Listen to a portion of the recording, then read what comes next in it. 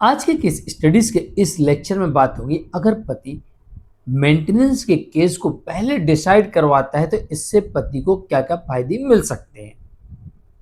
यहां तक कि पति के पास में अपनी बेगुनाही साबित करने के लिए, पत्नी को गलत साबित करने के लिए कोई भी सबूत नहीं है।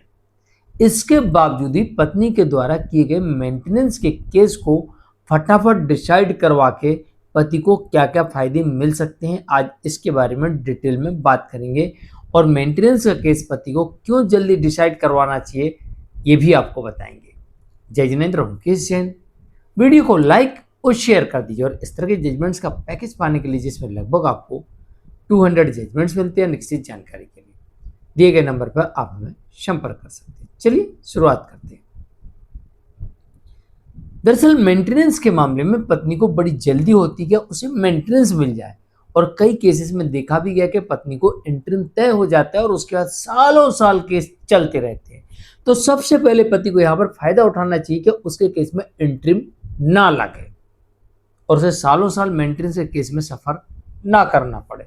भला ही पति के पास में कोई भी सबूत ना हो अपनी बेगुनाही साबित करने के लिए, या पत्नी की इनकम या अडल्ट्री या किसी गलती को साबित करने के लिए, फिर भी पति मेंटेनेंस के केस में जल्दी डिसाइड करवा। इससे दो बड़े फायदे होने वाले। पहला फायदा, पति को यह पता लग जाएगा कि पत्नी के पास में उसके विरुद्ध लगाए गए किस आरोप का क्या सबूत है, जिससे वो आने वाले दूसरे केसेस में बेहतर तरीके से फाइट कर सकता है। जैसे मेंटेनेंस के केस में, जैसे दाम्पत्य पुनर्स्थापन या फिर डिवोर्स के केस में।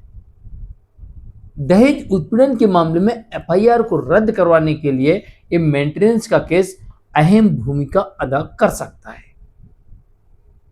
क्योंकि इसका जजमेंट आ गया, क्वेश्चन में कोर्ट ने देख लिया, लगाए गए किसी भी आरोप के कोई सबूत नहीं पत्नी दे पा रही और पति को गलत साबित नहीं कर पा रहे, तो ऐसे में आपराधिक मामला बिना सबूतों के आधार पर आगे नहीं बढ़ाया जाता। तो कोर्ट ऐसे में पत्नी के द्वारा लगाए गए दहेज उत्पीड़न के केस को, एफआईआर को रद्द कर सकती है। तो आप बड़ी आसानी से रद्द करवा सकते हैं। पहला फायदा तो आपको ये मिल गया। दूसरा ये कि आपने मेंटेनेंस के केस में तत्परता दिखाते हुए पहली, दूसरी, तीसरी पेशी पे ही अपनी तरफ से सब कुछ कोर्ट के समक्ष रख दिया, जैसे रिप्लाई यानी जवाब, जैसे शपथ पत्र, जैसे एविडेंस सबूत, इसके अलावा जो भी देना था आपने सब दे दिया, कोर्ट के बिना मांगे पहले ही दे दिया। अब पत्नी कहेगी हुजूर मुझे मेंटेनेंस दे दिया जाए, आप कहेंगे हुजूर मैंने सब कुछ दे दिया, पत्नी अपनी गवाही दे दे, अपने गवाही लेके आ जाए और आप फाइनल आदेश कर दीजिए। मैं तो अपनी तरफ से जल्दी चाहता हूं, क्योंकि इंटरिम का मतलब ये होता है कि पत्नी को आवश्यकता है कि तत्काल में, क्या ऐसी परिस्थिति है कि उसके पास खाने के भी लाले पड़े हुए हैं, तो इंटरिम कोर्ट तय कर देगी। या फिर ये देखती कोर्ट कि पति अपनी तरफ से देरी कर रहा है, ठीक है कर ले भाई, मेंटेनेंस तय कर दो, बाद में देखेंगे। तो सारी चीजें आप पहली, दूसरी, तीसरी, चौथी तारीख पर कोर्ट के समक्ष प्रस्तुत कर देंगे तो पत्नी के इंटरिम से आप बच सकते हैं। भला ही आपका आदेश वही हो कि आवेदन दिनांक से ही कोर्ट करे फाइनल में, लेकिन आप यहां पर इंटरिम से बच सकते हैं। और एक बार इंटरिम लग गया तो केस लंबा भी चल सकता है, क्योंकि पत्नी को तो पैसा मिल रहा, अब वो क्यों जल्दबाजी करेगी। लेकिन जब पैसा नहीं मिलेगा तो वो थोड़ा जल्दबाजी करेगी, तो इसलिए इंटरिम ना लगे, ये आपके पास दूसरा फायदा। अब तीसरा बड़ा फायदा, आपको पता लग गया किस चीज के, किस आरोप के कौन से सबूत हैं और कौन से नहीं है। लगाए गए आरोपों के सबूत हैं कि नहीं, अगर नहीं है तो भाई ये तो डिजर्शन का ग्राउंड बनता है और क्रूरल्टी का ग्राउंड बनता है, आप तत्काल डाइवोर्स के लिए चले जाएंगे। और अगर सबूत है तो क्या पत्नी के पास ये सबूत है तो क्या ये हमें जेल भिजवा सकते हैं, क्या हम पे एलिमनी लगवा सकते हैं, क्या हमें तलाक दिलवाएंगे कि नहीं दिलवाएंगे, क्योंकि पत्नी का पास सबूत है।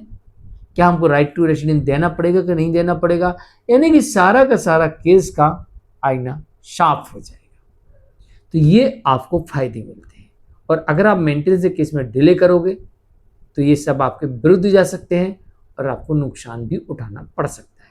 10 साल बाद आपको पता लगे मैं तो बेगुनाह था। इससे अच्छा ये है कि मेंटेनेंस के केस को जल्दबाजी में डिसाइड करवा के और यहीं से सारी चीज़ें ओपन होना शुरू हो जाती है। कोर्ट यही कहेगी, देखो आपने उस केस में तो कहा, आप कहोगे कोर्ट से, हुजूर देखिए उस केस में आरोप लगाया था, सबूत नहीं है, यहाँ भी वही आरोप है, यहाँ भी सबूत दे दे, चलो वहाँ नहीं दिए यहाँ तो दे दे। अब कोर्ट कहेगी बात तो सही है, लाओ भाई सबूत दिखाओ, और जब सबूत ही नहीं है तो केस को क्यों आगे बढ़ाएं, यहीं डिसमिस कर देते हैं। तो आपको बाकी केसेस में भी बेनिफिट मिलने की संभावना होती है, या पूरा केस ही रद्द हो जाए, डिसमिस हो जाए और आपको without alimony, without maintenance divorce मिल जाए, ये बड़ा फायदा भी हो सकता है। हाँ, मुकेश जैन, आज के लिए इतना ही, नमस्कार।